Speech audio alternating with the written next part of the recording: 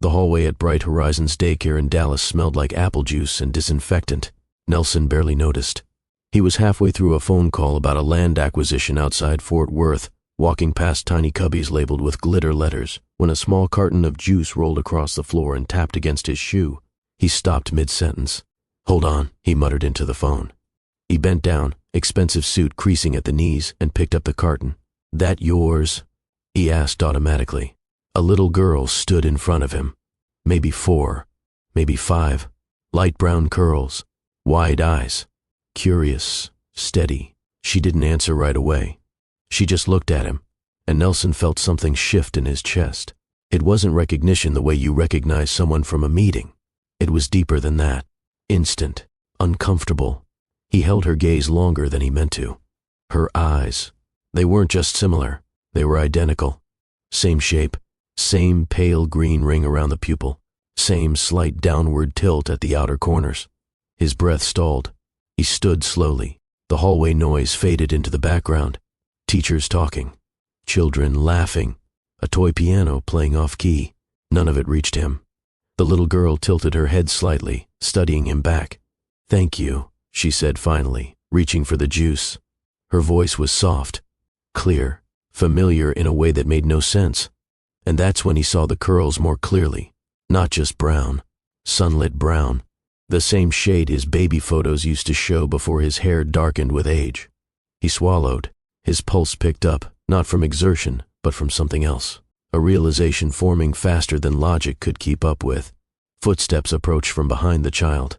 A woman's voice, warm and distracted. "Baby, you can't just drop." The voice stopped. Nelson knew that voice. Before he even turned, before she even finished the sentence, Lindsey stood 3 steps away. Her hair was pulled back, natural and effortless. No heavy makeup, no performance, just her. Time did something strange, not slow, not fast. It just locked. Her eyes met his. For a split second, there was something raw there. Not fear, not shock. Calculation. She glanced at the little girl, then back at him. Nelson heard his own heartbeat. Loud, uneven. He looked from Lindsey to the child, back to Lindsey. His throat felt dry. "That's..." He started, but the words didn't cooperate. He cleared it. "That's your daughter?" Lindsey didn't break eye contact. "Yes." One word. Steady. No explanation attached to it. The little girl looked between them, sensing the tension without understanding it. Nelson shifted his weight. "She looks like me." It wasn't an accusation. It wasn't even a question. It was a statement that felt dangerous the moment it left his mouth. Lindsey's jaw tightened slightly. "She does." No hesitation, no denial, no defense, just agreement. And that was worse, because if she had argued, he could have dismissed it.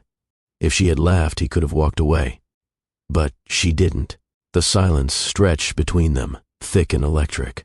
5 years of absence standing in a hallway painted with cartoon animals. The little girl tugged on Lindsey's hand.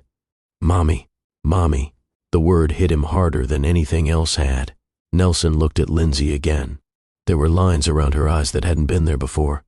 Strength where softness used to linger. A calm he didn't recognize. He had prepared for boardroom negotiations, for oil contracts worth millions, for investors questioning projections. He had never prepared for this, for the possibility that the one thing he had dismissed was standing in front of him, alive, breathing, looking exactly like him. He exhaled slowly. "When were you going to tell me?" Lindsey's expression didn't change. "We don't need to do this here." Her voice was low, controlled in a way that told him she had rehearsed conversations like this in her head before. He glanced at the child again. She was watching him with open curiosity, no resentment, no confusion, just interest. Something inside him tightened, a realization he didn't want but couldn't ignore. 5 years, 5 birthdays, 5 Christmas mornings, 5 first days of school, and he hadn't been there. Not because he didn't care, but because he had been certain about something he never truly confirmed. And certainty, when it's built on pride, can cost you everything. He straightened his jacket. "I think we do need to do this," he said quietly. Lindsey studied him. The hallway felt smaller. more enclosed. He could almost hear the echo of a different room, a different argument, a different version of himself.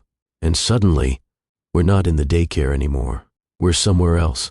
5 years earlier, a living room filled with tension instead of toys, a sentence hanging in the air that can't be taken back. And this is where everything actually began to break. 5 years earlier, the house was quiet in a way that didn't feel peaceful. Nelson stood near the kitchen island, jacket off, sleeves rolled up, staring at paperwork he wasn't actually reading. Across from him, Lindsey sat at the dining table with a folder of medical results open in front of her. White paper, black print, clinical language. Cold. They had spent months in waiting rooms, months tracking dates, temperatures, timelines, months answering the same question from different doctors. How long have you been trying? Long enough. The specialist in Dallas had been calm, measured. There are some complications, she'd said. This doesn't mean impossible, it means difficult. Stress can affect both partners. Hormones fluctuate. We need more testing. Nelson heard delay. Lindsey heard possibility. That difference sat between them now like a wall neither wanted to admit was there. Nelson exhaled sharply. So, what's the plan? He asked. Lindsey looked up slowly. The plan is we keep trying. We've been trying. Her eyes held his.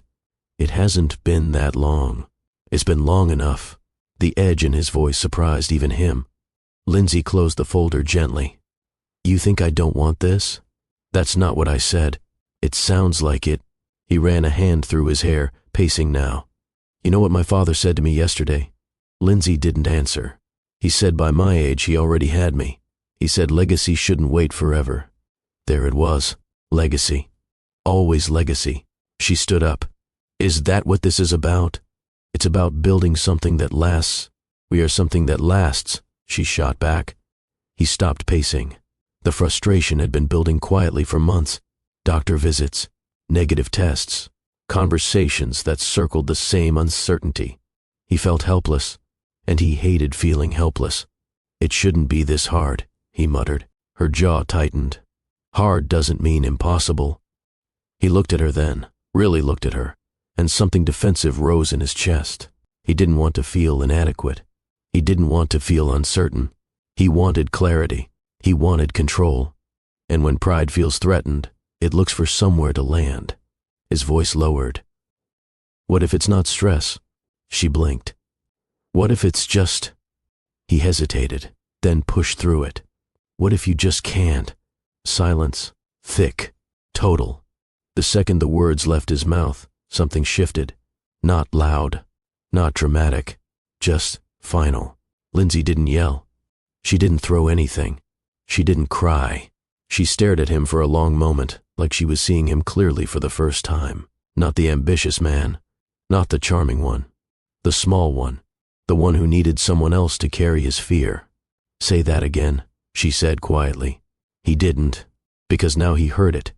Not we, not us, you. She nodded once, almost to herself. Then she walked past him toward the bedroom. Lindsey. She didn't respond. He followed her down the hallway. She opened the closet, pulled out a suitcase, set it on the bed. The zipper sound felt louder than it should have. What are you doing? Her voice stayed steady. I'm removing myself from a place where I'm blamed for something neither of us understands. That's not what I meant. It's exactly what you meant. He stepped closer. You're overreacting. That word sealed it. She folded clothes calmly, efficiently. You don't get to call it an overreaction, she said, placing another shirt into the suitcase. Not after that. He felt the control slipping now. Lindsey, come on. We're frustrated. That's all this is. She zipped the suitcase. No, she said softly. This is who you are when things don't go your way. He opened his mouth to argue. Nothing came out, because part of him knew she wasn't wrong. She lifted the suitcase, walked past him. He stood frozen in the hallway. She paused at the door. For half a second, he thought she might turn around. She didn't. The door closed. Not slammed, just closed. And sometimes that's worse, because slammed doors leave room for repair. Quiet exits usually don't. Let me ask you something. Have you ever said something in anger that replayed in your head years later? Have you ever been so certain you were right? That you never stopped to check if you were wrong? What happens when pride speaks louder than love? If this story is already hitting somewhere personal, take a second and press like. It helps YouTube push real conversations like this out to more people who might need it. And tell me in the comments, where are you watching from? We've got people tuning in from all over the country and I read those. If you're new here, subscribe. This channel is for people who believe growth is possible, even after mistakes. And if you're carrying something heavy right now, stay with me. You're not alone in it. Because what Nelson didn't know that night was that the sentence he threw out in frustration would follow him back into a daycare hallway 5 years later. Back to Dallas, back to bright horizons, back to a little girl holding a juice box. He stood in front of Lindsey now, older but not yet wiser. The little girl squeezed Lindsey's hand. Nelson looked down at her again. Same eyes, same curls, same quiet steadiness Lindsey had when she decided she was done. His voice dropped. How old is she? Lindsey didn't hesitate. 4. The math hit instantly. His chest tightened. 4. He looked at the child, then at Lindsey. You didn't tell me. Her expression didn't crack. You already told me everything I needed to know. The hallway felt too small for the weight of what stood between them. And for the first time in his life, Nelson understood something clearly. Money can fix contracts. It can fix reputations. It cannot rewind a sentence. And right now, the past wasn't a memory. It was standing in front of him, looking exactly like him. 5 years before the daycare hallway. The apartment they shared overlooked downtown Dallas. Floor-to-ceiling windows, clean lines, modern furniture chosen more for aesthetics than comfort. At first, the place felt like momentum, 2 ambitious people building something forward. But over time, it began to feel like a waiting room. Every month followed the same pattern. Hope, tracking dates, quiet anticipation. Then, disappointment. Lindsey kept a calendar tucked inside a kitchen drawer.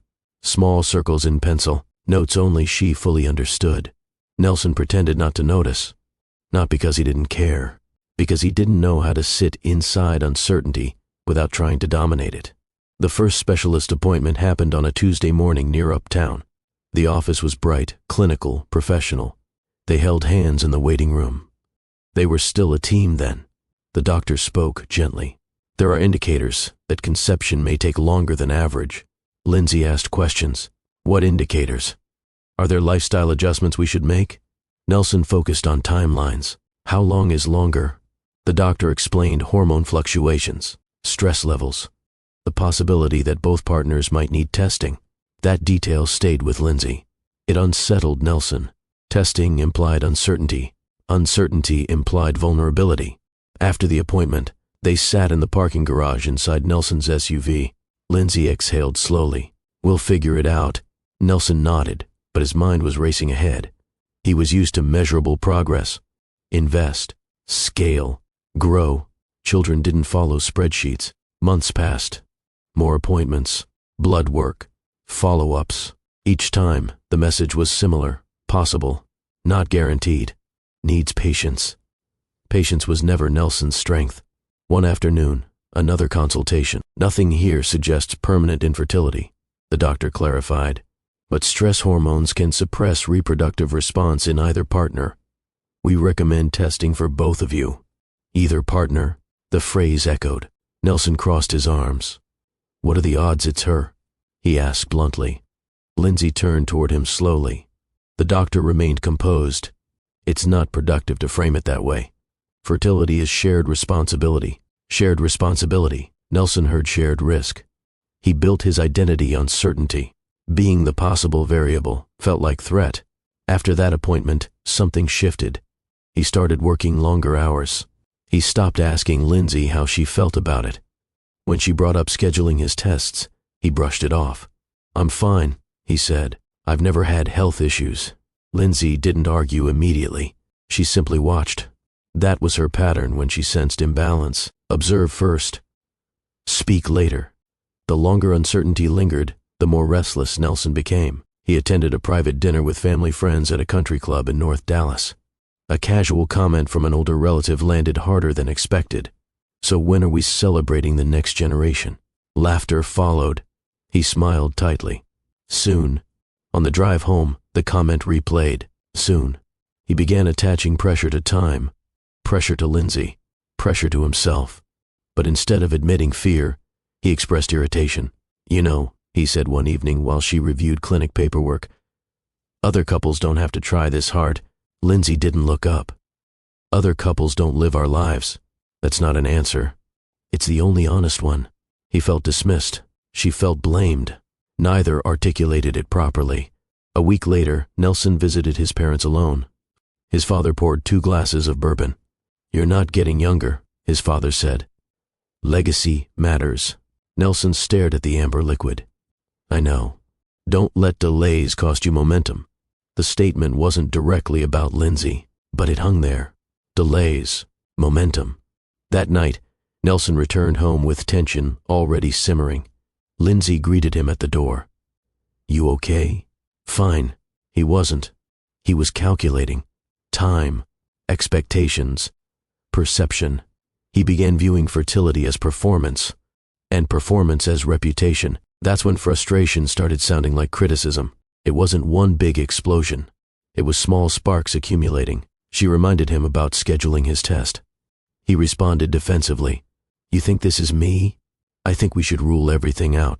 You already ruled it out for yourself? That's not what I said.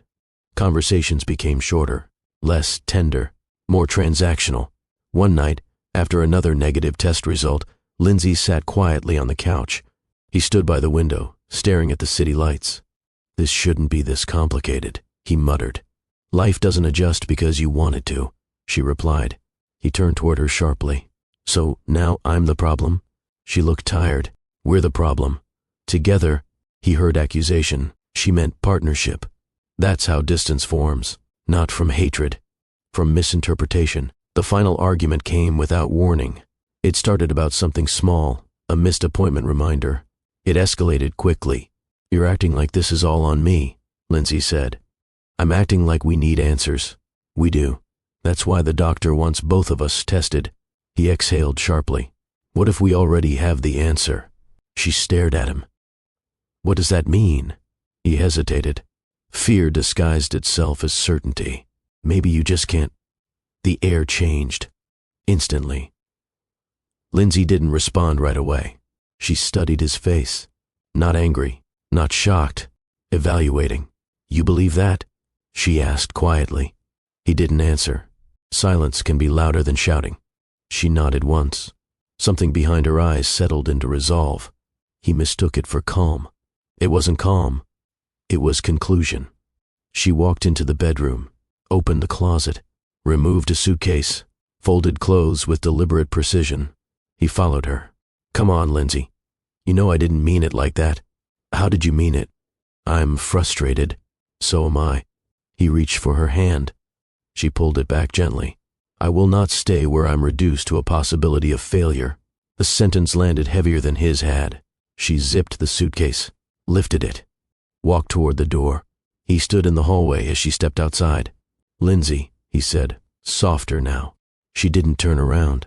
The door closed behind her. He remained there longer than he'd admit. Convinced she just needed space. Convinced she would cool off. Convinced love would outweigh ego. He did not chase her. Because in his world, people returned. They always had. That night, he slept on his side of the bed, left her side untouched. He checked his phone twice. No message. The next day, still nothing. By day 3, irritation replaced worry. She'll call, he told himself. By week 2, pride replaced doubt. She's overreacting. He resumed work, meetings, contracts, deals. Time moved. He assumed she would come back when she was ready. He didn't understand yet. Some exits are permanent. The first week without Lindsey felt temporary. The second felt inconvenient. By the third, Nelson adjusted the narrative in his head. She just needs space. He stopped expecting a call. Instead, he redirected. Work had always responded when he pushed it. So he pushed harder. He began leaving the apartment before sunrise, returning long after dark. Conference calls replaced quiet evenings. Energy replaced reflection. If he could not control the outcome at home, he would control everything else.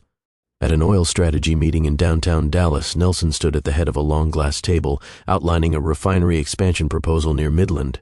His tone was sharp, confident, focused. No one in that room could see that 3 weeks earlier he had been standing in a hallway watching Lindsey walk away. He negotiated aggressively, closed 2 deals in 1 month, expanded holdings his father had hesitated to pursue.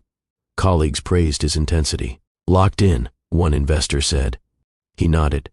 Intensity was easier than introspection. At night, the apartment felt larger, too organized, too quiet. He moved Lindsey's coffee mug from the counter to a cabinet, then back again. He told himself he wasn't waiting, but he didn't delete her number either. He replayed the argument in fragments, not the insult. The beginning. He convinced himself she had overreacted. It was easier than confronting the possibility that he had crossed a line that couldn't be walked back. When friends invited him out, he went. Rooftop lounges, private clubs, conversations about land and leverage, women who fit seamlessly into his social circle. Polished, uncomplicated. None of them challenged him. None of them required vulnerability. He liked that, or at least he thought he did. When someone asked casually, "Whatever happened to Lindsey?" he responded with a shrug. Didn't work out. That was the official version. Short, neat, incomplete. A month turned into 2, 2 into 3. Nelson stopped checking his phone, stopped expecting her to appear at the door. He reframed the relationship as a phase. We wanted different things, he told himself. That wasn't true. They wanted the same thing. They disagreed about how to handle uncertainty, but reframing made it easier to move forward. He told his father one evening over dinner, "It's probably for the best." His father nodded approvingly. "You need someone aligned with your timeline. Aligned with your timeline." The phrase sat comfortably in Nelson's pride. He convinced himself he had avoided long-term delay. He interpreted Lindsey's silence as confirmation that she wasn't strong enough for the pressure. It never occurred to him that silence could be strength. He began seeing someone new casually. Nothing serious, just distraction. He avoided places Lindsey used to frequent, not out of fear, out of discomfort. Every once in a while, a memory would surface unexpectedly. Her laugh in the kitchen, the way she debated him without raising her voice, the way she looked at him when he was wrong. He would push it down quickly. Forward motion felt safer than reflection. 3 months after she left, Lindsey sat alone inside her car in the parking lot of a medical clinic in Dallas. The air conditioner hummed quietly. Her hands rested on the steering wheel. In the passenger seat, a folded paper. 2 lines, clear, unmistakable. She stared at it without blinking. She had taken the test twice. The second one confirmed it. She wasn't surprised. She had felt the shift in her body weeks earlier. Fatigue, subtle nausea, a stillness inside her that felt different. What caught her off guard wasn't the pregnancy. It was the timing.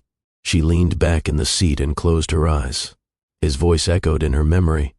"Maybe you just can't." The irony wasn't lost on her. Her first instinct was to call him. Her hand even reached for her phone. She stopped. Not because she wanted revenge. Not because she wanted control. Because she replayed the last conversation. The tone. The certainty. The way he had framed the struggle as her failure. She imagined telling him. Imagined his reaction. Would he apologize? Would he celebrate? Or would he turn it into proof that pressure worked? That thought unsettled her. She wasn't interested in winning an argument. She was interested in protecting her peace.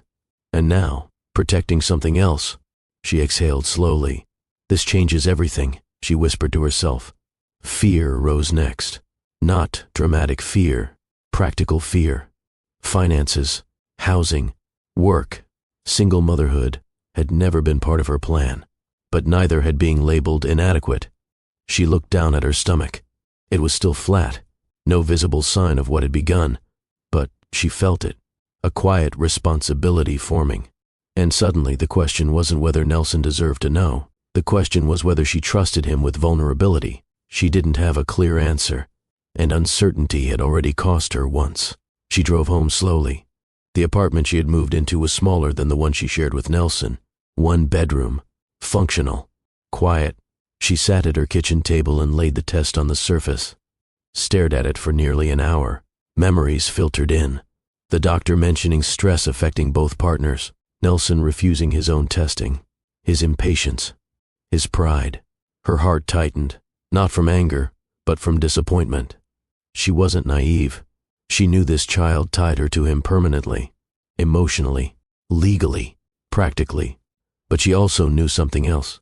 She did not want to build a future based on someone else's pressure. She wanted stability, consistency, respect. If Nelson entered this picture, it would have to be different. And she wasn't convinced he was different. Not yet. She wiped her eyes. Not dramatic tears. Quiet ones. The kind that come when life shifts direction without warning. That night, Lindsey typed a message. "We need to talk." She stared at it. Deleted it. Started again. "I went to the doctor today." Deleted. She put the phone down. Walked to the window. Looked out at the city lights. The same city where Nelson was likely closing another deal. She asked herself a simple question. If he hadn't believed in me before, why would he believe in us now? Silence answered. She picked up the phone one last time. Scrolled to his name. Paused. Then she blocked the number. The finality of it surprised even her. But it felt necessary, not cruel. Protective. If she was going to step into motherhood, she needed clarity. And clarity did not live inside arguments. Within weeks, Lindsey made another decision. She relocated. Not far enough to leave Dallas. Far enough to create distance. A different neighborhood, different grocery store, different routines. She informed only close contacts of her new address. She reduced her social media presence, not hiding, just simplifying. Each step felt like building a boundary brick by brick. Doctor appointments continued, this time alone. The doctor confirmed the pregnancy was progressing normally, healthy, stable. That word mattered to her now. Stable. She placed both hands on her stomach during the ultrasound, watched the faint flicker on the screen, a heartbeat. Soft, steady. Tears filled her eyes. Not from sadness, from gravity. This wasn't about proving anyone wrong. This was about building something right. Across town, Nelson signed another acquisition contract. He shook hands confidently, discussed expansion strategies, spoke about future growth. He believed he was advancing. He believed he had avoided stagnation. He believed time was on his side. Across the city, Lindsey folded baby clothes into a dresser drawer.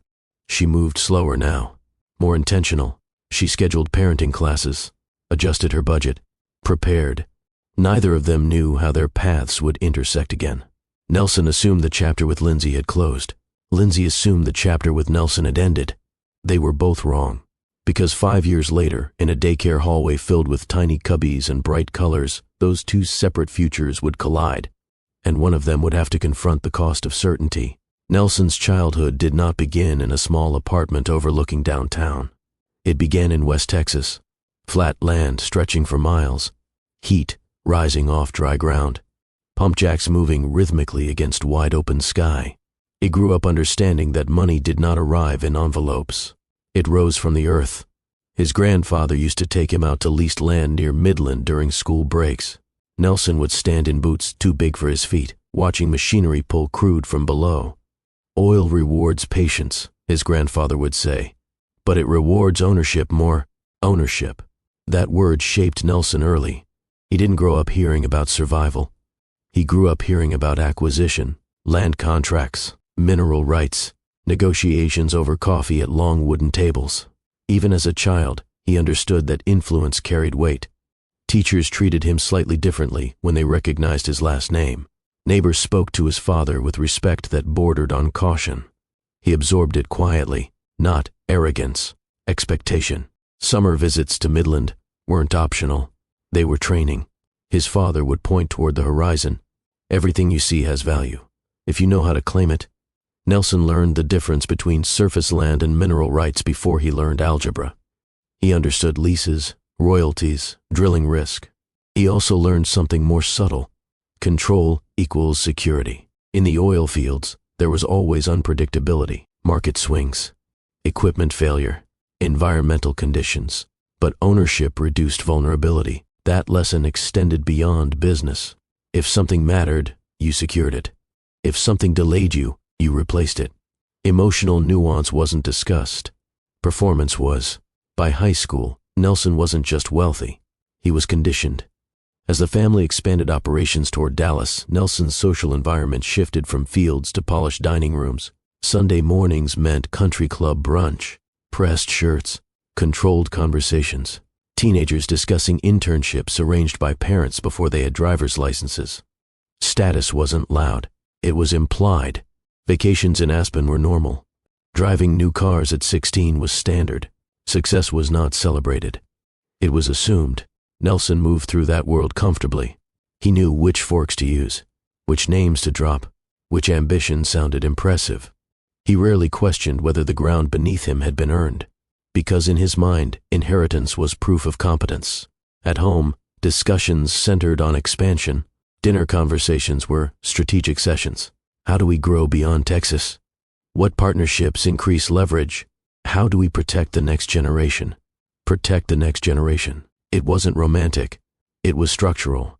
His father once told him, "We don't build for ourselves. We build for who comes after." That message lodged itself deep inside Nelson. Children weren't just family.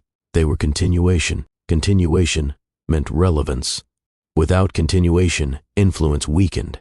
By his mid-20s, Nelson had internalized something he never openly examined. Producing heirs equaled fulfillment. That belief would later distort how he measured partnership. By the time Nelson turned 30, subtle comments became direct suggestions. "You're established now. It's time to think about family. You need someone who aligns with your timeline." No one framed it cruelly. It was presented as responsibility. At business gatherings, older executives would clap him on the back. "Don't wait too long." Energy fades. He laughed publicly. Privately, he began calculating. He compared himself to peers who already had children. He viewed fatherhood as milestone, a checkpoint in the narrative of success. That's why the fertility struggle unsettled him more than he admitted. It wasn't only about wanting a child. It was about meeting expectation. Growing up in privilege does something quiet. It convinces you that outcomes bend with enough force. Nelson wasn't cruel. He was conditioned. When teachers extended deadlines, he interpreted it as normal. When doors opened easily, he called it networking. He rarely experienced rejection without a workaround. That conditioning followed him into adulthood. If something didn't work, you adjusted the variable. If a plan stalled, you replaced the component. Applied to business, that mindset built wealth. Applied to relationships, it created damage. Because people aren't variables. They don't adjust to protect ego. Nelson carried himself with authority. He spoke decisively. He rarely hesitated publicly. But beneath that confidence was something untested. He had never sat long with uncertainty, never learned how to admit fear without redirecting it. When Lindsey challenged him intellectually, he admired it. When she challenged him emotionally, he struggled. Not because he lacked care, because he lacked training. Vulnerability wasn't modeled in boardrooms. It wasn't encouraged in oil negotiations. It certainly wasn't rewarded in country club culture. So when the fertility journey introduced unpredictability, Nelson defaulted to what he knew: control, pressure, assertion. He didn't recognize that the skill set that built business would not sustain intimacy. And that blind spot, not malice, set the stage for everything that followed. Lindsey didn't grow up around oil rigs or mineral rights. She grew up around folding chairs in backyards. Every summer in Houston, her family hosted cookouts that felt less like events and more like reunions disguised as casual afternoons. The smell of charcoal would start early, long before the first guest arrived. Music played from portable speakers. Children ran through sprinklers. Elders claimed the shaded spots first. Conversations overlapped. Laughter was unapologetic. Advice traveled freely. If you brought a problem to that backyard, you weren't leaving without perspective. Lindsey learned early that community was protection, not the kind that shields you from difficulty, the kind that strengthens you to face it. Her aunties debated relationships openly. "Don't ever shrink yourself to keep a man comfortable," one would say while flipping ribs on the grill. "Respect is louder than romance," another would add. As a teenager, Lindsey rolled her eyes at some of it. As a woman, she remembered every word. Cookouts weren't just food and music. They were classrooms. You learned who you were by how you were treated there. And Lindsey was treated like someone expected to stand on her own. Sunday mornings carried a different rhythm. Pressed dresses, polished shoes, gospel harmonies rising through wooden pews. Church wasn't only about faith. It was about discipline, showing up even when you were tired, listening even when the message was uncomfortable. Lindsey's mother would squeeze her hand during sermons that spoke about patience. "Growth doesn't happen on your timeline," her mother would whisper. That lesson stayed with her, especially later, during doctor visits, especially when Nelson pushed for urgency. Church also introduced her to public speaking, youth programs, scripture readings, small leadership roles. She learned how to hold eye contact, how to articulate thoughts without aggression, how to disagree without raising her voice. Those skills became her armor in adulthood. When tension rose, she didn't explode. She evaluated. That calm often unsettled people who expected reaction. Nelson would later misinterpret that calm as passivity. It wasn't. It was control. If church built discipline, the salon built awareness. Saturday afternoons meant sitting in a stylist's chair while women spoke freely about everything: careers, marriages, disappointments, ambition. Hair appointments lasted hours, and in those hours, truths surfaced. Lindsey listened more than she spoke.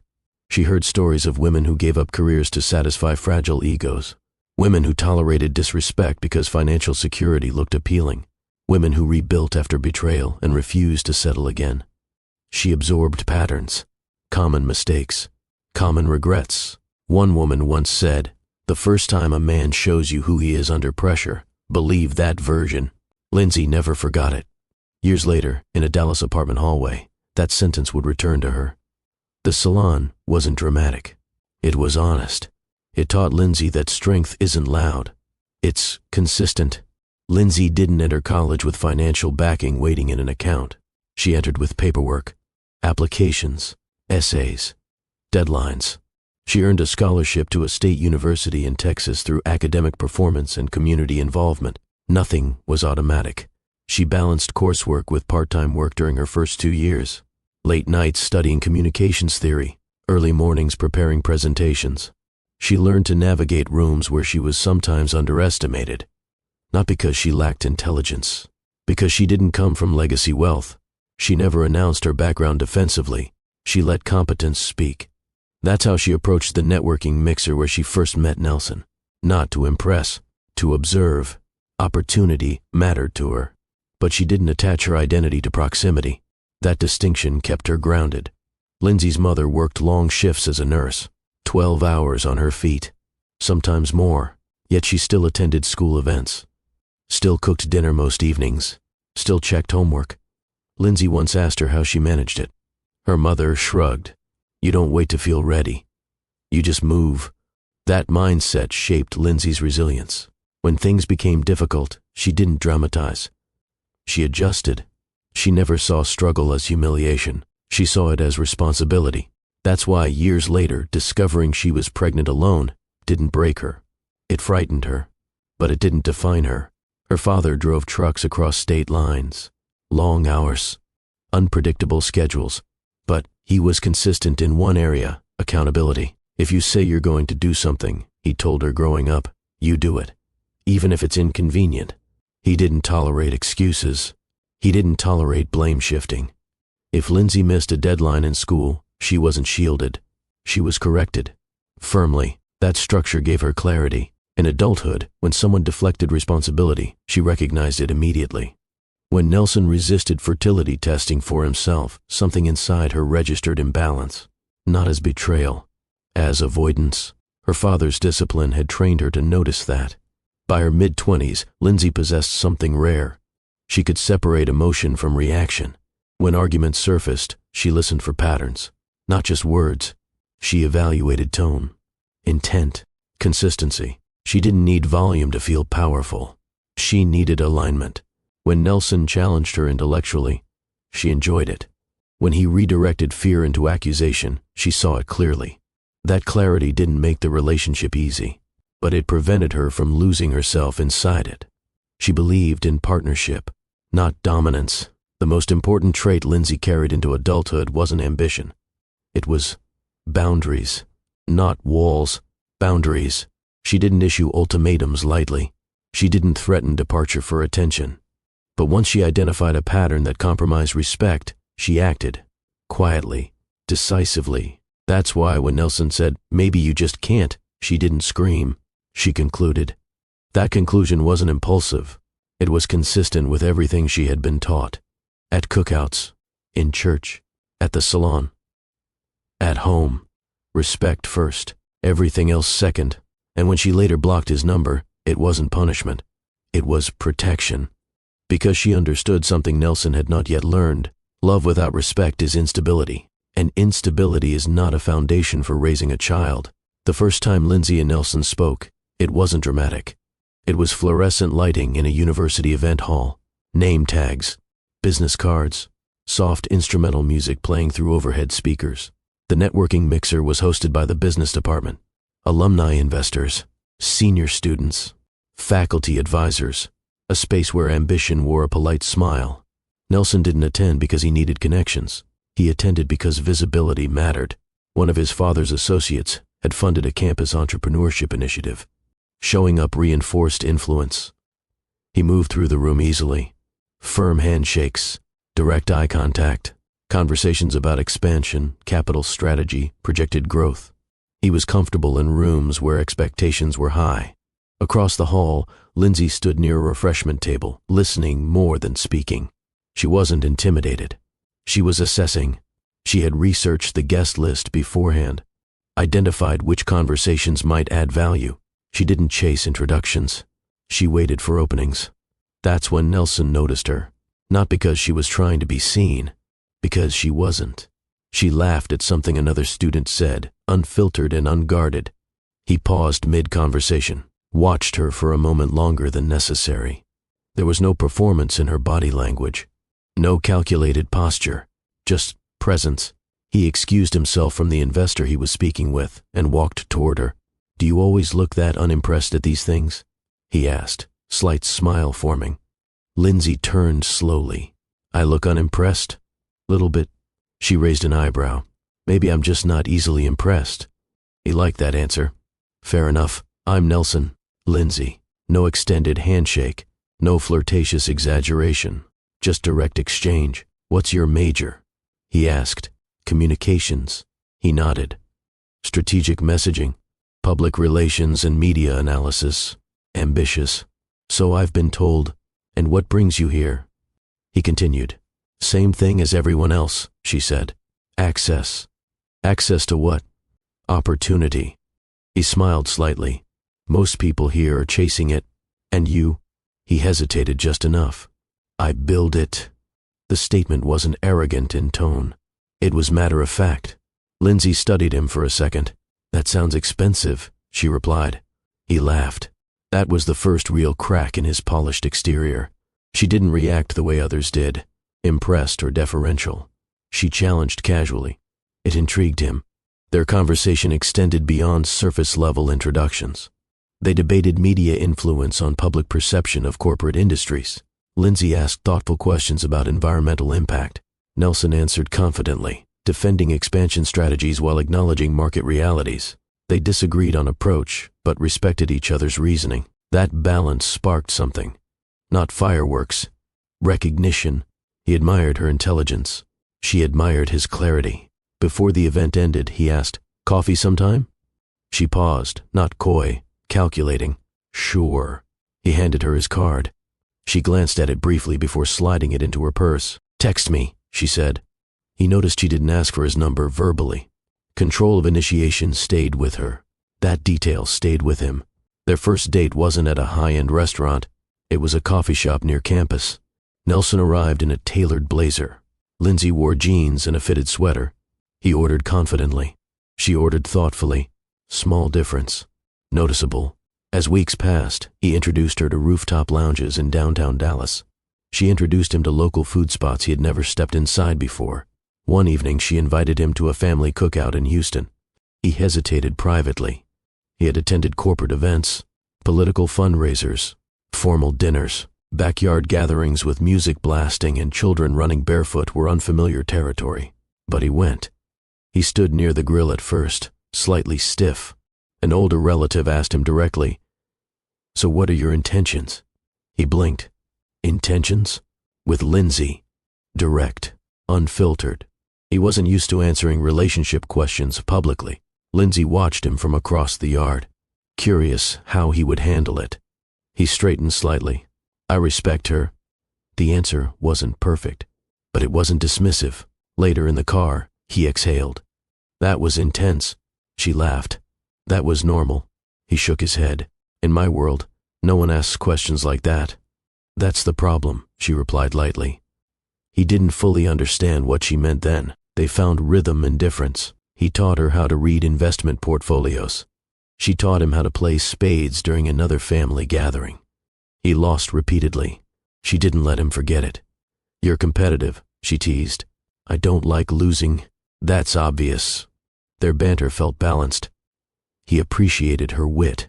She appreciated that he didn't shut down when challenged intellectually, yet subtle differences surfaced quietly. He preferred structured plans. She valued flexibility. He spoke in timelines. She spoke in impact. Neither noticed the tension building beneath those contrasts. Attraction often masks incompatibility until pressure reveals it. There were small moments, comments that sounded supportive but carried assumption. You won't have to work so hard once we're serious, he told her one night. She smiled faintly. I like working. You won't need to. Need. The word lingered. She didn't argue. She filed it away mentally. Another time he paid for dinner and joked. Get used to this, she replied. I don't need to. He laughed. She didn't. Not because she rejected generosity, because she rejected dependency. These were not explosive red flags. They were signals, easy to dismiss when affection is strong. Let me pause here and ask you something. Have you ever ignored a small comment because the connection felt good? Something that didn't sit right, but you told yourself it was nothing? Drop a comment below. I read them. I want to know, what red flag did you once overlook? And if you're finding value in this story, hit like. It pushes this conversation further than we could alone. Now back to them. Despite subtle imbalances, their bond deepened. They moved from casual dates to shared routines. Late-night conversations about ambition, dreams about future travel, discussions about children, light at first, hypothetical. He spoke about building something lasting. She spoke about raising grounded individuals. The difference was nuanced. He focused on continuation. She focused on character. But at that stage, nuance didn't feel threatening. It felt complementary. He admired her stability. She admired his drive. He felt challenged. She felt seen. Or at least she believed she was seen. And when they decided to move in together after 2 years, it didn't feel rushed. It felt earned. Neither of them realized that foundations built on attraction still require alignment under pressure. Pressure would come. Not immediately, but eventually. And when it did, everything subtle would surface. The decision to move in together didn't come during a dramatic moment. It came during an ordinary Tuesday night. They were sitting on Nelson's couch, legs intertwined, half watching a documentary neither of them was fully paying attention to. Lindsey looked around the apartment. You realize I'm basically living here already, she said. Nelson smiled without looking away from the screen. You've had a drawer for months. 1 drawer, she corrected. He muted the television and turned toward her. Let's fix that. She studied him carefully. You're serious? Yeah. There was no grand speech, no ring, no timeline presentation, just mutual acknowledgement that their lives had merged in practice. Within 2 months, Lindsey moved into the downtown Dallas apartment permanently. Her books filled the empty shelf in the living room. Her plants softened the sterile edges of his modern decor. Her presence altered the rhythm of the space. The apartment stopped feeling like a showroom. It started feeling like home. They built routines without announcing them. Morning coffee together before work, quick texts during the day, evening debriefs about meetings, classes, ideas. Living together didn't feel like compromise. It felt like momentum. On weekends when work slowed, Nelson drove them to a private lake house his family co-owned outside Austin. The first trip felt like something out of a quiet dream. Open waters stretching wide, warm air carrying the scent of cedar and sun-warmed wood. They woke early and walked barefoot along the dock.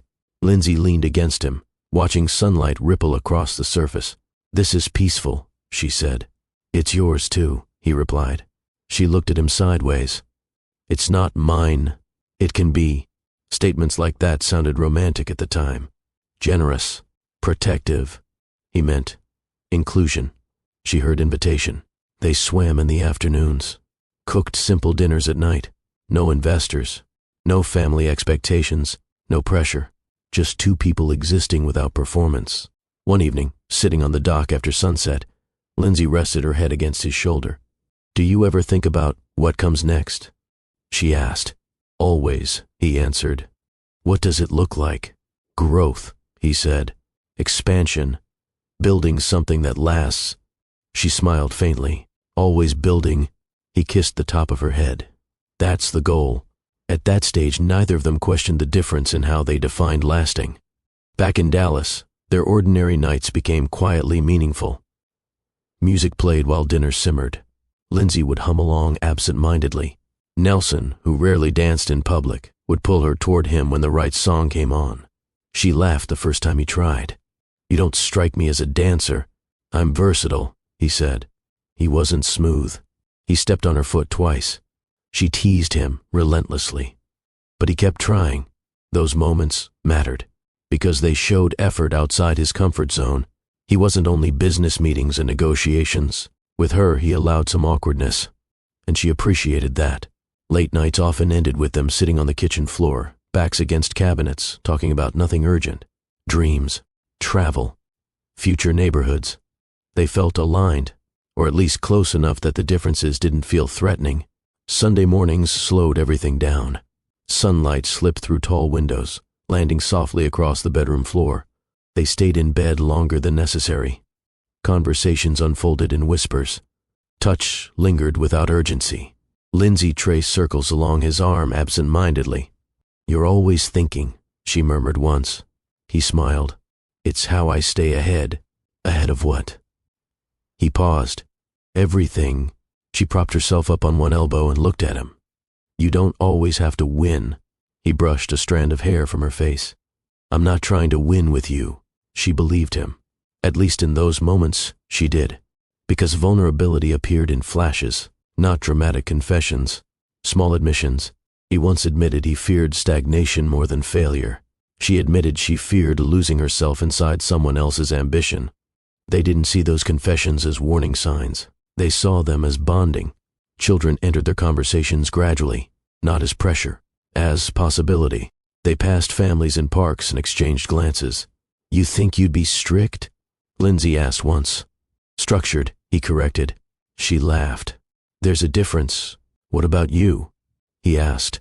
"I'd teach them to think for themselves." He nodded. "I'd teach them to lead." She tilted her head. "Lead who?" "Whatever they step into." Their visions overlapped but didn't match perfectly. He imagined guiding successors. She imagined shaping values. One night at the lake house, he said quietly, "I want a son who can take what I build and grow it further." She responded gently, "I want a child who knows who they are without what we build." Neither statement was wrong, but the emphasis revealed orientation. He focused on continuation. She focused on identity. They didn't argue about it. They kissed and moved on. At that stage, love blurred the edges. As his business expanded, Nelson's language subtly shifted. "Everything we're doing now sets up the next generation," he said during one dinner conversation. Lindsey stirred her food thoughtfully. "You talk about kids like they're board members." He smiled. "You know what I mean. Do the first." He leaned forward slightly. "I don't just want children. I want impact that outlives me." She respected ambition, but she valued presence. "Impact starts at home," she said quietly. He didn't disagree. He just prioritized differently. He believed impact required scale. She believed impact required intention. The distinction remained gentle, unthreatening, for now. Lindsey imagined bedtime conversations, teaching empathy, correcting behavior firmly but fairly. She once told him, "If we ever have kids, I don't want them to feel pressure to perform for us." He raised an eyebrow. "Performance builds discipline. Character builds resilience," she countered. He laughed lightly. "You're going to be the soft parent." She shook her head. "I'll be the honest one." He didn't fully grasp what she meant, because honesty sometimes confronts ego, and ego resists correction. But in the beautiful season, differences felt like balance. They went to sleep believing they were building the same future. They just hadn't tested it yet. And love feels strongest before it's measured against stress. The decision to try for a child didn't come with fireworks. It came with practicality. One evening after dinner, Lindsey looked across the table at Nelson and said, "If we're serious about this, we should stop talking and start trying." He nodded almost immediately. He had been waiting for that sentence. At first, it felt exciting, intentional. They downloaded tracking apps, marked calendars, adjusted schedules. There was laughter in the beginning, optimism. They treated it like teamwork. "Science," Nelson said confidently one night. "Patience," Lindsey corrected. The first month passed without success. They shrugged it off. The second month felt similar. By the third, hope became calculation. Lindsey paid closer attention to her body. Subtle changes, symptoms that might mean something. Nelson began checking dates more frequently. "Is it time yet?" he asked more than once. She smiled gently. It doesn't work on demand, but something inside him expected it to, because most things in his life responded when he applied enough focus. After several months, Lindsey suggested seeing a specialist. "Just to understand where we stand," she said. Nelson agreed outwardly. Inside, he resisted the implication. The first appointment was informational. Medical history, lifestyle questions. How often do you exercise? How is your stress level? Any previous reproductive concerns? Nelson answered quickly, confidently. Lindsey answered thoughtfully. The doctor recommended routine testing for both partners. "Standard procedure," she explained calmly. Nelson nodded but shifted in his seat. Testing meant vulnerability. It meant the possibility that uncertainty wasn't one-sided. He didn't voice that discomfort. He redirected it. "Let's get the results fast," he said. The process stretched over weeks. Blood draws, lab calls, follow-ups. Each visit felt less romantic than the last. Trying no longer felt intimate. It felt procedural. Lindsey underwent hormone panels first. Multiple vials, cold exam rooms, paper gowns. Nelson accompanied her to some appointments. Others conflicted with meetings. She never complained, but she noticed. One afternoon she sat on the edge of an exam table alone, waiting for a nurse to return with paperwork. She stared at the ceiling and whispered, "Let this be simple." It wasn't fear of motherhood. It was fear of pressure. When preliminary results came back inconclusive, the doctor suggested additional testing. "Your levels fluctuate," she explained. "Stress plays a role." Lindsey absorbed that information quietly. Stress. She wondered if she was carrying more than she admitted. Meanwhile, Nelson postponed scheduling his own evaluation. "Next week," he said twice. The delay wasn't intentional sabotage. It was avoidance. If her tests revealed a clear issue, he wouldn't need his. That thought lingered unspoken. Waiting rooms change couples. They reveal who fills silence and who withdraws from it. Lindsey read pamphlets carefully, underlined phrases with her finger, asked thoughtful follow-up questions. Nelson scrolled through emails, checked stock updates, replied to investors. He told himself multitasking was efficiency. In truth, he was escaping. One afternoon, after another inconclusive discussion with the doctor, they sat side by side in the car. Neither started the engine immediately. "It'll happen," Lindsey said quietly. Nelson stared ahead. "It should have by now." She turned slightly. "There isn't a schedule. There is biology. And biology doesn't respond to pressure." He didn't answer. The silence wasn't hostile. It was heavy. As months passed, Nelson's tone shifted subtly. Not openly accusatory, but sharper. "How much longer do we wait before we consider other options?" he asked one night. "What options?" He hesitated. "Different approaches." She studied him. "Like what?" He didn't elaborate, because elaboration would expose insecurity. Instead, he began framing the situation as inefficiency. "This shouldn't take this long." She set down her fork. "It takes as long as it takes." That's not an answer. It's reality. He began comparing timelines. Friends who had children quickly. Colleagues announcing pregnancies. Each announcement tightened something inside him. Not jealousy. Pressure. Pressure that had no clear outlet. And when pressure has no outlet, It looks for someone to carry it. Lindsey didn't express fear loudly, but she felt it. Every negative test felt personal, even when she logically understood it wasn't. She researched late at night. Read articles, forums, medical studies. She didn't share everything she learned. She didn't want to amplify his tension. One night, sitting alone in the bathroom after another disappointment, she stared at herself in the mirror. "You are not a failure," she whispered. She repeated it twice, because self-doubt creeps in quietly. And even strong women question themselves when biology doesn't cooperate. She still defended him when others asked intrusive questions. She still believed they were a team, but she began noticing how often she carried reassurance alone. Family gatherings grew complicated. An older relative of Nelson's approached Lindsey gently during a dinner. "You two planning something soon?" she asked, with a knowing smile. Lindsey responded politely. "We're trying." The woman nodded. Time moves quickly. Harmless words on the surface, heavy beneath. Later that evening, Nelson's father pulled him aside. "You need clarity," he said quietly. "Ambiguity stalls momentum." Momentum, that word again. Nelson returned home more tense than before. Lindsey sensed it immediately. "You okay?" "Fine." He wasn't. He was measuring timelines in his head. She was measuring emotional stability. They weren't measuring the same thing. Small irritations began replacing softness. Missed calls turned into accusations. Late meetings turned into suspicion of avoidance. Conversations shortened. Affection became less spontaneous. Not because love disappeared, because strain erodes ease. One night, Lindsey reached for his hand on the couch. He pulled it away absent-mindedly to answer an email. She withdrew quietly. He didn't notice. They still shared a bed, still spoke about future plans. But something had shifted. Intimacy became scheduled. Laughter became less frequent. Hope became conditional. And beneath it all, neither fully admitted what they feared most: that this struggle might reveal something about them they didn't want to see. The final argument did not begin with shouting. It began with a missed reminder. Lindsey had scheduled another consultation for Nelson's testing. She mentioned it casually over breakfast.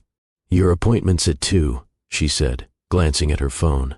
Nelson paused mid-sip. "Today?" "Yes. I told you last week." He frowned slightly.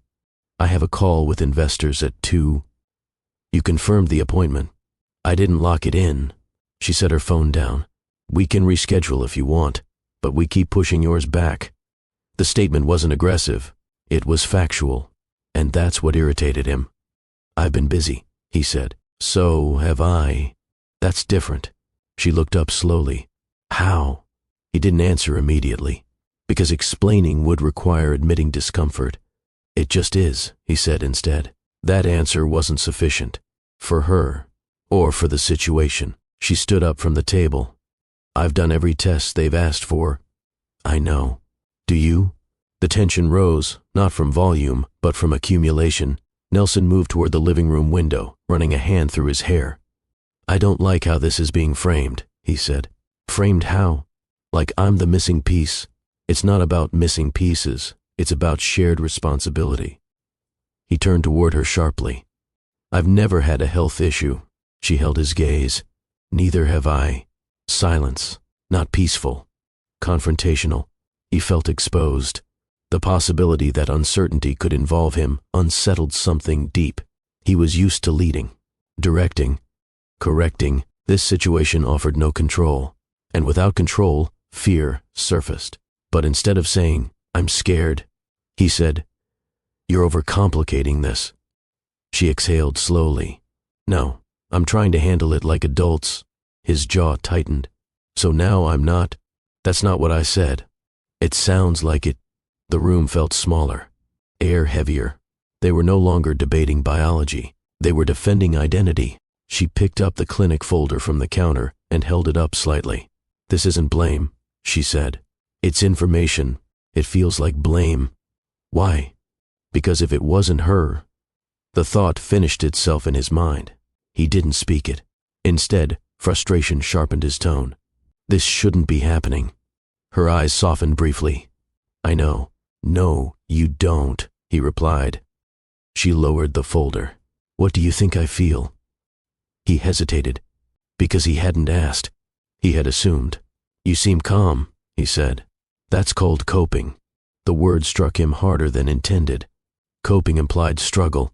Struggle implied vulnerability, and he wasn't comfortable sitting inside vulnerability without fixing it. "So what?" he asked. "We just keep waiting indefinitely?" "Yes, that's not an answer. It's reality." The same exchange, sharper now, less patience. He stepped closer, voice lower, tighter. "What if this is just what it is?" She stared at him. "What does that mean?" He felt the weight of his own insecurity pressing against his chest. He could admit uncertainty, or he could deflect it. He chose deflection. "Maybe you just can't."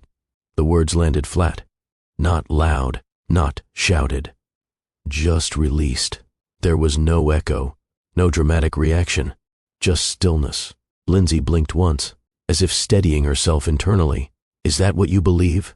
she asked quietly. He didn't respond immediately, because in that moment, he wasn't sure what he believed. He only knew he didn't want to feel powerless. Silence stretched. She nodded once. Not agreement, acknowledgement. She didn't argue, didn't counter with statistics, didn't remind him about his postponed test. She simply absorbed it. Her voice, when it returned, was steady. "I won't stay where I'm reduced to a diagnosis." He opened his mouth, closed it, because defending the sentence required owning it, and he wasn't ready to own it. "You're twisting this," he said weakly. "No," she replied. "I'm hearing you clearly." She walked past him toward the bedroom. He followed instinctively. "Lindsey, you know I didn't mean it like that." "How did you mean it?" He had no answer that didn't reveal projection. She pulled a suitcase from the closet. Not dramatically, deliberately, each movement controlled, each fold precise. He watched, increasingly unsettled. "You're seriously leaving over one sentence?" She paused briefly. It wasn't one sentence. It was months of deflection, of redirected testing, of impatience disguised as urgency. But she didn't list those things. She didn't need to. He stood at the doorway. "You're making this bigger than it is." "No," she said, zipping the suitcase. "I'm responding to what it is." The clarity in her tone unsettled him more than shouting would have. Because shouting invites negotiation. Clarity invites departure. She lifted the suitcase, walked past him. He stepped aside automatically. At the front door, she hesitated for half a second. Not reconsidering, processing. He softened his tone. "Just take a few days." She didn't respond. The door closed. Quiet. Controlled. Final. He stood in the living room alone. The apartment still. Everything in place. Except her. That night, he left the porch light on. He told himself it was habit. He didn't text first. Pride disguised itself as patience. She needs space, he thought. By morning, he convinced himself she would cool off. By evening, he framed it as temporary. She'll realize we're just stressed. He went to work the next day, answered emails, took calls, maintained composure. He believed time would soften her reaction, because in his experience, time corrected conflict. He underestimated something essential. When a person leaves quietly after reaching clarity, they rarely return unchanged. He slept on his side of the bed, left hers untouched, certain she would walk back through the door. She didn't, and that certainty, not the insult, would cost him more than he understood. The first trimester felt quiet, not dramatic, not cinematic. Quiet. Lindsey kept her pregnancy private. She told only immediate family. No social media announcement, no public celebration, just small adjustments. She changed her diet, canceled late-night commitments, scheduled regular checkups. Doctor visits felt different this time. Not tense, focused. She asked detailed questions, took notes, prepared. Sometimes she sat alone in her apartment at night, one hand resting lightly on her stomach, thinking about the path ahead. Fear visited often, but it didn't dominate. Responsibility replaced panic. She created a spreadsheet of expenses, calculated rent, utilities, childcare estimates. She adjusted her savings plan. No one rescued her. No one needed to. She wasn't interested in sympathy. She was interested in stability. And every time doubt surfaced, she reminded herself, He questioned my ability, not my strength. Those are not the same thing. Labor did not arrive gracefully. It arrived at 2:17 a.m. on a humid Dallas night. A sharp contraction pulled her awake. She sat up slowly, breathed, waited. Another contraction followed, stronger. She grabbed her hospital bag, packed weeks in advance, and moved with quiet urgency. At the hospital, bright lights and steady voices replaced the darkness of her apartment. Nurses asked routine questions. First child? Yes. Support person? She paused for half a second. Yes, she said softly, meaning herself. Hours blurred. Pain came in waves, but Lindsey stayed composed. Focused breathing, steady counting. She gripped the hospital railing during the hardest moments, refusing to let fear take control. There was no dramatic breakdown, no shouting for someone who wasn't there. Only effort, only determination, and then a cry. Sharp, clear, alive. The sound cut through everything. Tears fell instantly, not from exhaustion, from realization. They placed the baby in her arms. Warm, small, perfect. Lindsey stared down at her daughter, light brown curls already visible along her tiny head. Eyes closed. Peaceful. You are enough, Lindsey whispered. She didn't say it for the baby. She said it for both of them. The hospital room felt different after that. Lighter. Nurses moved gently around them. Lindsey studied her daughter's face carefully. The resemblance was undeniable. She saw Nelson in the curve of the child's nose, in the faint green tint that would later sharpen in her eyes. The sight didn't cause anger. It caused gravity. This wasn't about winning an argument. It was about raising a human. And she chose, in that moment, not to let resentment shape motherhood. Her daughter would not grow up hearing bitterness. She would grow up hearing strength. When discharge papers were signed, Lindsey walked out of the hospital carrying more than a newborn. She carried responsibility that no longer felt optional. The first months were exhausting. Sleep fractured. Routine unpredictable. But Lindsey adjusted. She structured her days around feeding schedules and work responsibilities. She worked remotely when possible. Negotiated flexible hours where necessary. She budgeted carefully. Reduced unnecessary spending. There were nights she sat on the couch, baby asleep against her chest, wondering how different life might have looked. But regret didn't dominate her. Acceptance did. She chose not to dwell on what could have been. Because what was required full attention. Motherhood sharpened her focus, not dulled it. She became more efficient at work, more selective with commitments. Her communication skills deepened. Clients trusted her. Supervisors noticed her reliability. Within 2 years, she secured a promotion, not because she demanded recognition, because she delivered consistency. She didn't advertise her struggle. She didn't dramatize single motherhood. She simply performed. And slowly, her financial position stabilized. Not extravagant, not overwhelming, stable. That word mattered. Resilience is rarely loud. It looks like grocery shopping with a baby on your hip. It looks like late-night emails after bedtime routines. It looks like holding tears until a child is asleep. Lindsey never framed herself as a victim. She framed herself as responsible. When her daughter took her first steps in the living room, Lindsey clapped with unfiltered joy. When she spoke her first word, Lindsey laughed through tears. These moments mattered more than what she lost, because they proved something simple. Love, when chosen intentionally, builds strength. Throughout those 4 years, Lindsey did not reach out. She didn't monitor his social media. She didn't ask mutual acquaintances about him. She didn't rehearse imaginary confrontations. Blocking his number had been final, not impulsive. Final. If he thought she would return, he miscalculated. She never changed her mind, not because she hated him, because she refused to re-enter a dynamic built on imbalance. Her daughter knew nothing of past arguments, only present warmth, only consistency. And for 4 years, their world remained separate. Until one Tuesday morning at Bright Horizons Daycare, where 2 timelines, long divided, collided again. In the years after Lindsey left, Nelson's professional life accelerated. He expanded drilling contracts west of Midland, negotiated refinery partnerships outside Houston, closed acquisition deals that older executives hesitated to pursue. His father began introducing him differently at industry events. "This is the future of our operation," he'd say. Nelson wore the praise comfortably. Boardrooms respected him. Investors trusted him. Numbers climbed. Revenue increased. He moved into a larger property in Dallas. Modern architecture, minimalist design, floor-to-ceiling windows overlooking the skyline. On paper, progress was undeniable. He achieved everything he had outlined in 5-year projections, every milestone checked, every target met.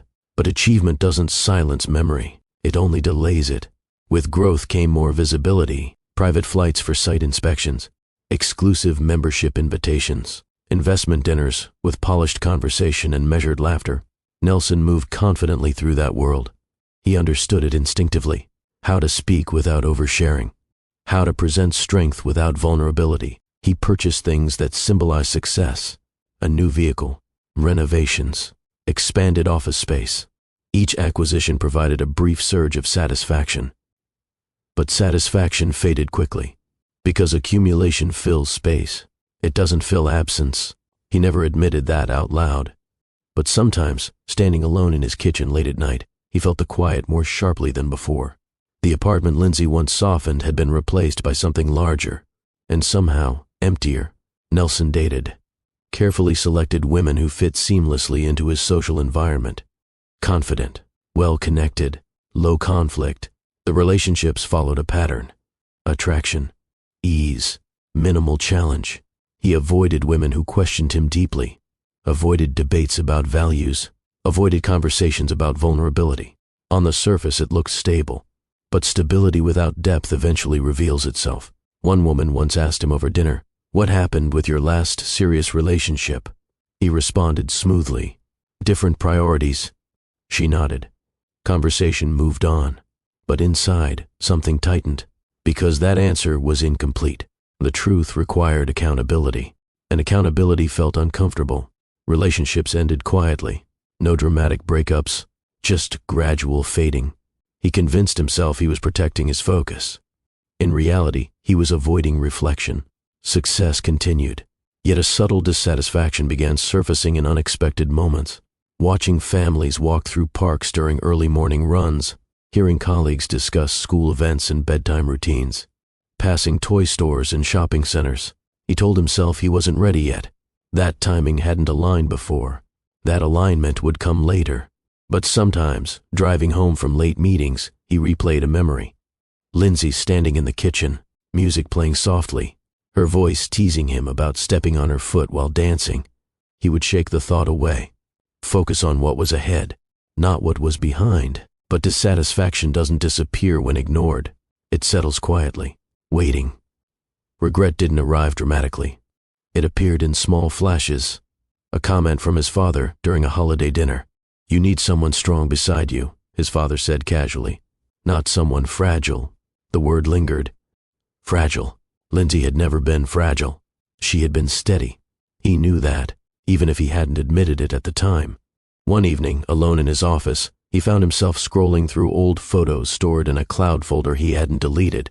Lake weekends, cookouts, casual selfies taken without intention. He stared at one longer than necessary. Lindsey laughing mid-sentence, unfiltered. He closed the folder quickly, told himself nostalgia was weakness, but the image stayed with him. Regret rarely announces itself. It whispers. He never tried to contact her again. Pride played a role, but so did uncertainty. He told himself she would have reached out if she wanted to. He framed her silence as confirmation that the relationship had reached its limit. He avoided neighborhoods she once frequented, avoided restaurants they used to visit together. If a memory surfaced unexpectedly, he redirected his focus to work, expansion plans, market reports, performance metrics. He excelled at redirection. What he didn't excel at was introspection. He never scheduled his own fertility test, not after she left, because scheduling it would reopen questions he preferred closed. If he had gone through with testing back then, he might have learned something different, but he chose not to, and that choice remained unexamined. By the 4th year after Lindsey's departure, Nelson's life looked complete from the outside. Financial stability, industry respect, access, autonomy. Yet something subtle was missing. Not romance, not status, something foundational. He told himself he had avoided delay, avoided complication, avoided imbalance. But avoidance does not equal resolution. He did not know that across the same city where he negotiated multi-million-dollar deals, a 4-year-old girl with his eyes was learning to tie her shoes. He did not know that the timeline he believed he had preserved had quietly rewritten itself without him. He believed the chapter with Lindsey had closed. He believed the future was entirely in his control. He was wrong, because one Tuesday morning, while visiting Bright Horizons Daycare for a potential early education investment opportunity, the illusion of completion would collapse, and everything he avoided would stand in front of him, looking exactly like him. The hallway at Bright Horizons had grown quieter. Children were being guided into classrooms. Parents finished quick goodbyes. Nelson and Lindsey stood facing each other, neither moving. The little girl held Lindsey's hand, but leaned slightly forward, still studying him with curiosity. Nelson noticed how observant she was, how unafraid. He swallowed slowly. "How old did you say she is?" he asked again, voice steadier now. 4, Lindsey replied. The number echoed internally. 4 years. 4 years he had filled with contracts and growth charts. 4 years she had filled with first steps and bedtime stories. He shifted his stance. "You were pregnant when you left." It wasn't a question. Lindsey held his gaze. "Yes." The answer landed heavier than accusation. He exhaled slowly through his nose. "And you didn't tell me?" She glanced briefly at her daughter, then back at him. "We're not doing this in a hallway." He looked around. The space felt too public, too exposed. "Fine," he said. "Where?" "There's a cafe across the street." She knelt briefly to speak softly to her daughter. "Mommy needs to talk for a minute, okay? We'll grab a snack after." The girl nodded easily, unaware of the magnitude of the conversation unfolding. They stepped outside into the Texas morning air. At a small corner table inside the cafe, tension settled between them like a third presence. Nelson leaned forward. "I need you to say it clearly." Lindsey remained composed. "She's your daughter." The confirmation stripped away ambiguity. He sat back. For a moment, words failed him. "How?" he asked finally, almost to himself. The question wasn't biological. It was existential. How could this happen when we were told? "We were told it might take time," Lindsey interrupted gently. "Not that it was impossible." He stared at the table. He remembered refusing his own testing. Remembered postponing it. The detail returned with uncomfortable clarity. "You knew," he said quietly. "I found out 3 months after I left, and you decided to raise her alone." "I decided to raise her in peace." The distinction stung. "You don't think I deserve to know?" She met his eyes. "Deserve has a lot to do with behavior." He inhaled sharply. "That's not fair." "What wasn't fair," she replied evenly, "was being reduced to a problem." Silence followed, not explosive, measured. Nelson's instinct was to defend himself, to explain context, to argue frustration, but something in Lindsey's posture signaled that justification would not move her. "You don't get to rewrite what happened," she said quietly. "I'm not trying to rewrite it. You're trying to minimize it." He clenched his jaw. "I was frustrated. You were dismissive. The difference mattered." He looked toward the window briefly, regaining composure. "When were you planning to tell me?" he asked again. "I wasn't." The answer was direct. He blinked. "Never? If you hadn't walked into that hallway today, we wouldn't be sitting here." That realization cut deeper than anger. He had not been excluded by accident. He had been excluded by decision, and that decision had been rooted in his own behavior. After a long pause, Nelson spoke carefully. "I need a test." The request was firm but not aggressive. Lindsey didn't react defensively. "That's your right. You're not offended?" "I'm prepared." The confidence in her tone unsettled him. "Prepared?" "She's yours." Certainty radiated from her. Not hope, not assumption. Certainty. He rubbed his hands together slowly. "When can we do it?" "I've already looked into it," she replied. "You anticipated this." "I anticipated possibility." He leaned back again. A wave of conflicting emotion passed through him. Relief, shock, guilt, disorientation. "You've been doing this alone for 4 years," he said quietly. Yes. No help? I had support, she corrected. Just not from you. The correction was precise. The little girl sat across the cafe now with a small snack Lindsey had purchased, swinging her legs beneath the chair. She watched them occasionally, sensing shift without understanding context. Nelson followed her movement with his eyes. She has my eyes, he said, softer this time. Yes. He noticed more now. The tilt of her smile, the way she examined her surroundings carefully. He felt something unfamiliar in his chest, not pride, responsibility. You should have trusted me, he said, though the conviction behind it wavered. Lindsey's expression didn't harden. Trust is built before crisis, not after. He didn't respond, because arguing that point would require denying history. The little girl suddenly stood and walked toward them. Mommy, she said, tugging lightly on Lindsey's sleeve. Yes, baby? Is he coming with us? The question hung in the air. Nelson felt it land in his chest. Lindsey glanced at him briefly before answering. He might. The child turned toward Nelson. You look like me, she said confidently. He blinked. A slow, involuntary smile touched his face. I was thinking the same thing. She grinned and returned to her chair. That small interaction shifted something fundamental. This was no longer abstract, no longer theoretical. She wasn't an idea. She was present, curious, alive. Nelson straightened in his seat. I need to understand exactly what this means. It means she's 4, Lindsey replied calmly. It means she's healthy. It means she has a routine. And it means you don't disrupt that without intention. I'm not here to disrupt anything. Then what are you here for? He paused, because that answer required clarity he hadn't prepared. Finally, he said it plainly. I need to know if I'm her father. You are. I need proof. You'll have it. And after that? She held his gaze steadily. That depends on you. The weight of that statement settled fully. For the first time in years, Nelson stood at the edge of something he couldn't negotiate. He couldn't buy his way into trust. He couldn't accelerate accountability. He would have to earn it. He looked toward the little girl again. She was laughing softly at something on the cafe television, unaware that her existence had just dismantled the certainty he had lived inside for years. He turned back to Lindsey. When do we schedule it? Tomorrow, she said. And for the first time since the hallway, neither of them looked away. The DNA clinic was quiet. Neutral walls, neutral furniture, neutral tone, no drama, just paperwork and procedure. Nelson signed forms without speaking much.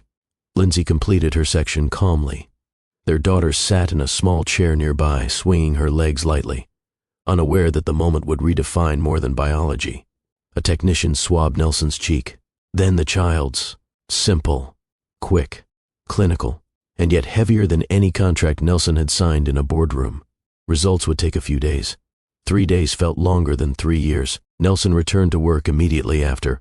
But focus fractured easily. Numbers blurred. Conversations drifted. For the first time in a long time, uncertainty pressed against him without an immediate strategy to resolve it. When the call finally came, he stepped outside his office. Yes, he answered. The voice on the other end was professional. The results confirmed paternity. Probability exceeds 99.9%. There it was. No ambiguity, no speculation, certainty. He didn't speak for several seconds. Understood, he said quietly. He ended the call, stared at the city skyline beyond the glass.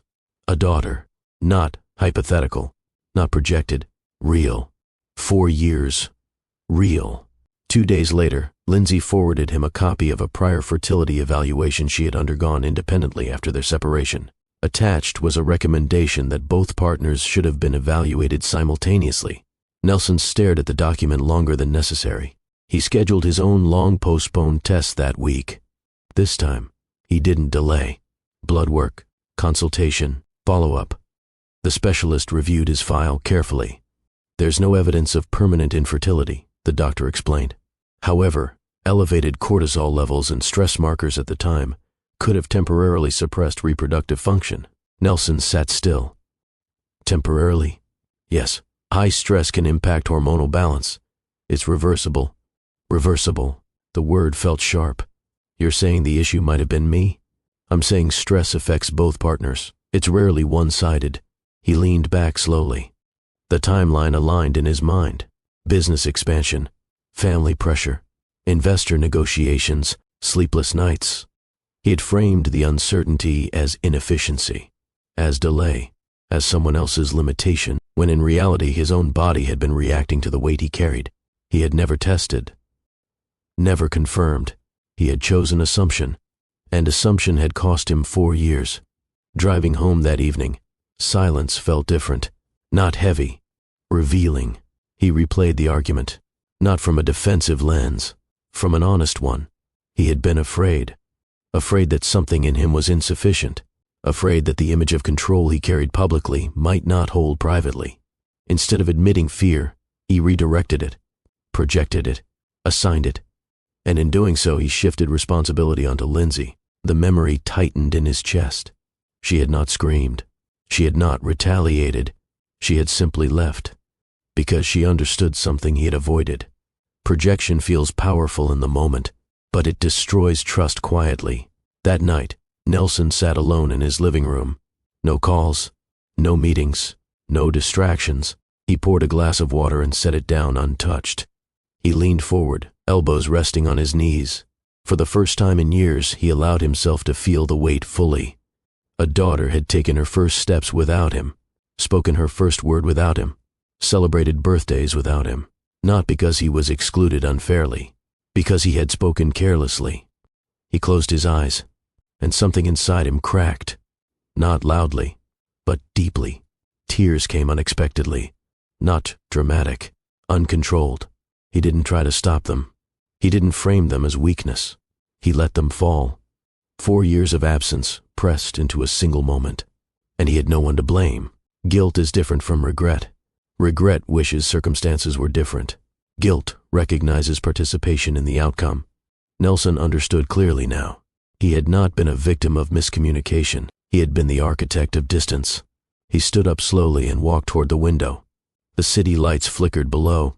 Deals he had closed, properties he had acquired, contracts signed. None of them held his daughter's hand during her first day at daycare. None of them heard her laugh for the first time. He picked up his phone, scrolled to Lindsey's name, paused, not to argue, not to defend, to accept responsibility. He typed a message. "We need to talk. I have something to say." He stared at it for a long moment, then pressed send. Because for the first time, he wasn't reaching out to control the outcome. He was reaching out to own it. They met at a quiet park near Lindsey's apartment the following afternoon. Neutral ground, public but not crowded. Their daughter played a short distance away near a small climbing structure, supervised but independent. Nelson stood when Lindsey approached. He didn't begin with justification. He didn't mention stress. He didn't mention pressure. He began with truth. "I was wrong." The words were simple, unadorned. Lindsey studied his face carefully. He continued, "I didn't test. I didn't confirm. I assumed, and I redirected my fear onto you. No defensive tone, no explanation attached. I said something that damaged trust," he added quietly. "And you responded to who I showed myself to be." Lindsey didn't interrupt. She listened. "I had my evaluation done," he continued. "The issue wasn't permanent. It was stress-related, temporary." She held his gaze. "And you projected that onto me," she said. "Yes." Silence followed, but this silence was different. It wasn't unresolved tension. It was processing. "I'm not here to rewrite history," he said. "I'm here to accept it." Her expression remained guarded. "Accountability doesn't erase consequence," she replied. "I know." For once, he did. Lindsey crossed her arms loosely, not defensive, measured. "You don't get to step into her life because you feel guilty," she said. "I'm not here because I feel guilty." "Then why are you here?" He exhaled slowly. "Because she's mine, and I missed 4 years I can't get back." "And you think showing up now fixes that?" "No," he said firmly. "It doesn't fix it. But it can shape what comes next." She didn't soften. "Not yet. You don't get emotional access to me because you found clarity," she said. "Trust doesn't restart." "I'm not asking for access to you," he replied quietly. "I'm asking for responsibility toward her." That distinction mattered, and she noticed it. But noticing isn't trusting. She glanced toward their daughter. She has stability, Lindsey said. Routine, structure. You don't disrupt that. I won't. You don't make promises you can't sustain. I won't. You don't overcompensate and disappear again. I won't. She studied him for a long moment, testing tone more than words. If you're involved, Lindsey said, it starts slow. He nodded. You follow her schedule. Not yours. I understand. You don't introduce her to your world like it's a reward. He held her gaze. She doesn't need to earn anything, he replied. That includes affection, Lindsey added. She doesn't compete for it. He swallowed slightly. Understood. And we communicate clearly. No ego. He paused briefly, then nodded. No ego. She extended one more condition. You earned consistency before you earned trust. That sentence stayed between them. Clear, firm, fair. He accepted it. Because for the first time, he understood that leadership in business had not prepared him for partnership in parenting. This required humility, not dominance. The following weekend, Nelson arrived at Lindsey's apartment on time. No entourage, no dramatic gestures, just presence. He knelt to speak directly to his daughter. Hi, he said gently. She looked up at him with open curiosity. Hi, can I help you build that?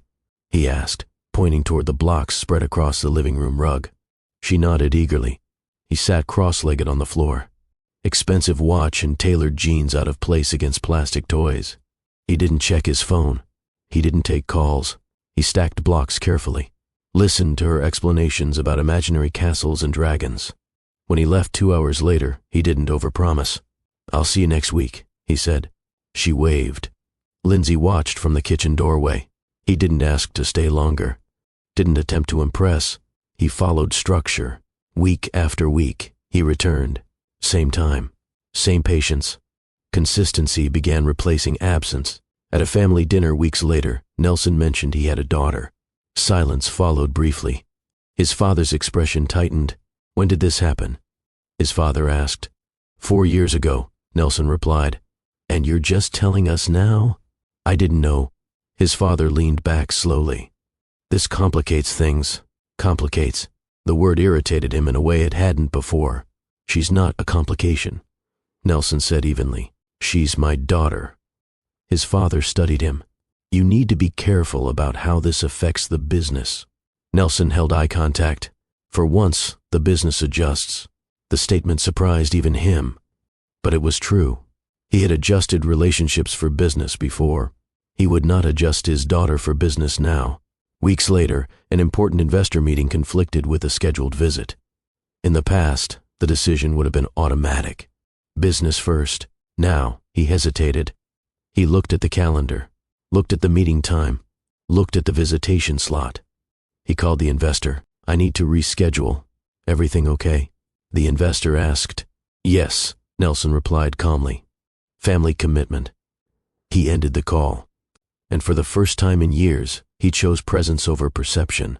Later that evening, he sat on Lindsey's living room floor helping his daughter color inside thick outlines. She looked up at him and said casually, You're funny. He smiled. Am the first? Yes. He laughed softly. It wasn't a boardroom victory. It was something quieter and more important. Let me pause here and ask you something. Has pride ever cost you something you couldn't measure in money? Think about it honestly. Drop a comment if you've ever had to swallow your ego to protect something real. Because growth doesn't happen in public applause. It happens in private correction.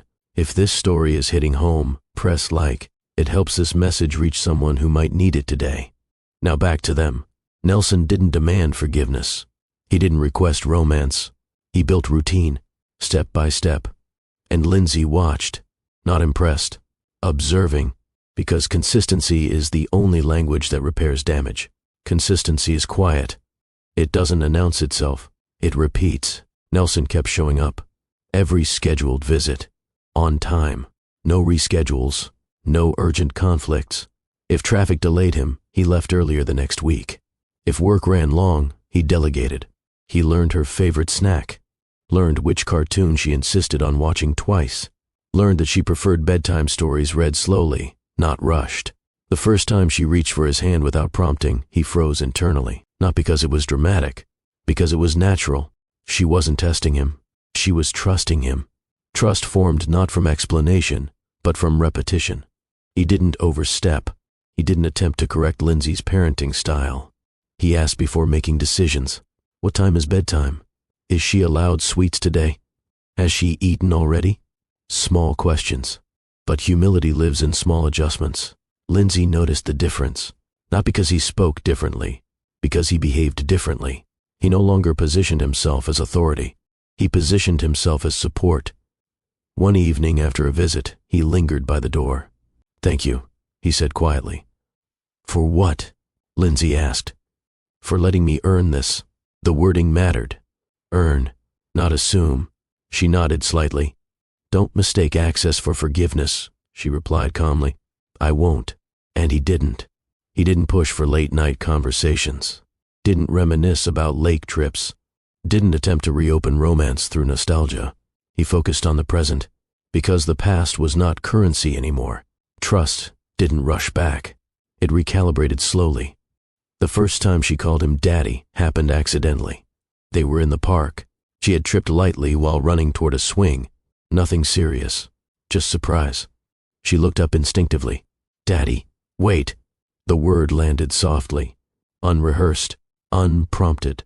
He felt something steady inside his chest, not overwhelming, grounding. He crouched down. "You okay?" She nodded, brushing dirt from her knees. He didn't make the moment bigger than it was, but later that night, alone in his car, he allowed himself to feel it fully, not as entitlement, as responsibility. He understood something clearly. Fatherhood wasn't continuation of business. It was presence in vulnerability, and vulnerability cannot be delegated. Lindsey did not rush toward him. She observed, watched how he handled small disappointments. When their daughter refused to share toys, when she threw minor tantrums, when she tested boundaries, he didn't dominate. He explained. He listened. He apologized once when he misjudged her mood. "I should have asked first," he admitted gently. That moment stayed with Lindsey. Accountability wasn't performance anymore. It was habit. Weeks turned into months. The tension between them shifted from sharp to reflective. One evening after a shared school event at Daycare, they walked side by side toward the parking lot. "She was proud you were there," Lindsey said quietly. "I'm proud she let me be," he replied. She looked at him differently then, not with romantic warmth, but with recognition. He was no longer defending ego. He was adjusting behavior. They did not move back in together. They did not declare renewed love. They built co-parenting first, respect first, clarity first. Some evenings, after their daughter fell asleep, they sat briefly at the kitchen table discussing schedules. The conversations remained focused, measured, but occasionally something softer slipped in. A shared memory, a small laugh. No promises followed, no dramatic confessions, just space. Space to rebuild without illusion. Because second chances built on urgency collapse quickly. Second chances built on discipline last. One afternoon, Nelson spoke quietly while helping pack a daycare backpack. "I used to think certainty was strength," he admitted. "And now?" Lindsey asked. "Now I think listening is." She didn't respond immediately. She studied him. "You're different," she said finally.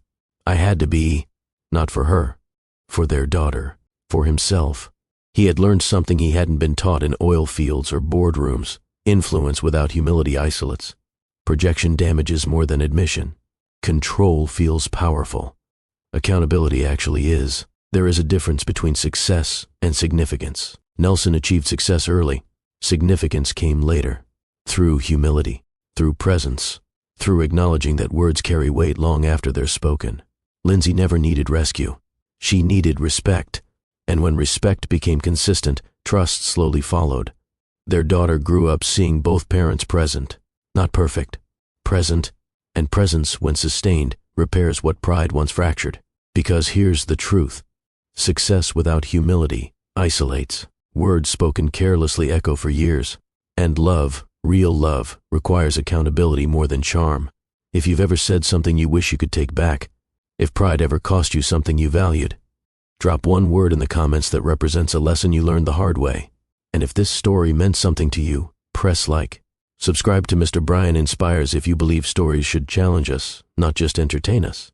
You're not alone in growth. You're not alone in correction. And no matter where you are in your journey, it's never too late to choose humility over ego. Nelson learned that. Lindsey already knew it.